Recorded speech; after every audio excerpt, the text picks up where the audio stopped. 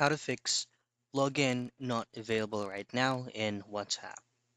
Now in this video, I'm going to help you fix WhatsApp login option not available right now. Now I'm going to be providing you the very basic troubleshooting stuff for you to bypass this kind of issue. The very first thing that you want to have to execute troubleshooting is make sure that if you're currently using Wi-Fi, make sure that you have at least a maximum amount of signal bars, and then make sure as well that your internet connection is working fine. If you're using this via your mobile data, make sure as well that you have enough amount of megabytes or load for you to be able to run WhatsApp. However, if the issue persists, then this is going to be the option that you need to do.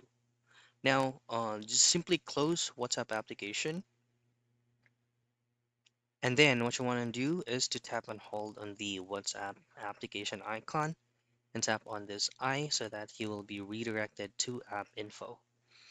Now scroll down and then under usage, choose on storage.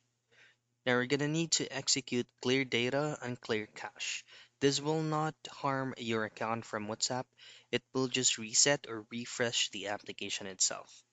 And that's it. Those are the things that you can do for you to fix login not available right now in WhatsApp.